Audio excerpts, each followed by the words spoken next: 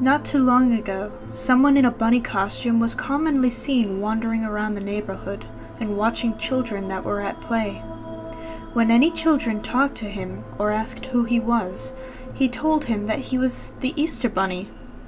He would always stand out there on a nice spring afternoon and watch the children until they went inside so he could figure out where they lived.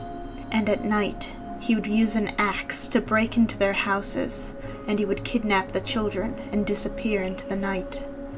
After a while, when a few kids in the neighborhood had disappeared, the police finally connected the murders and kidnappings to a strange man who had been posing as the Easter Bunny.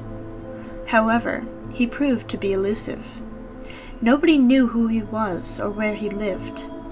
Shortly afterwards, however, the Bunny Man was seen again in another neighborhood in the daytime, but when police responded, he was gone. Police decided to do a night patrol and try to catch him, and sure enough, the man in the bunny costume was seen headed toward a house, and he was holding an axe. The police officers pulled over the car and yelled at him to freeze, but he ignored them and kept walking. They got out of the car and warned him to put the axe down or they would shoot. Instead, the man charged at the police, swinging the axe above his head. The police had no choice but to shoot at him. Their bullets ripped through his costume, and he fell to the ground. Emergency services were called, but the man in the bunny costume was pronounced dead on the scene. Police tore off the mask and looked at his face, but they didn't recognize him. Nobody knew who he was, and they were never able to identify him. Another problem was, with the bunny man dead, there would be no one to tell the police what he had done with all of the kids he kidnapped. One day, 2 fishermen were down by the bridge when they heard a bunch of children crying. They went to investigate and found a shed underneath the bridge. The door of the shed had a big padlock on it, and they could hear children screaming inside for help.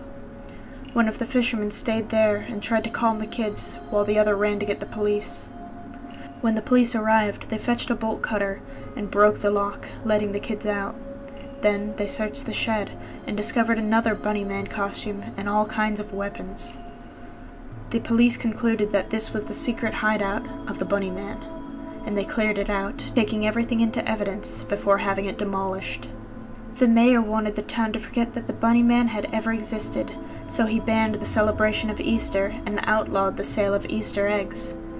Over the years, the story of the bunny man became an urban legend, prompting thrill-seekers to venture over to the bridge where his shack once stood.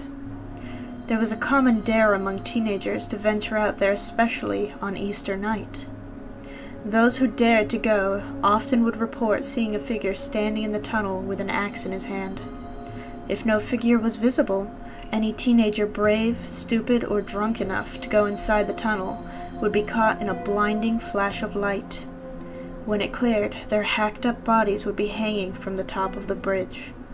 The bunny man's ghost was rumored to be the cause of this. They say he also roams the nearby woods, searching for any children to take back with him. And every year, on Easter, the cops try to keep thrill-seekers from going to Bunny Man Bridge.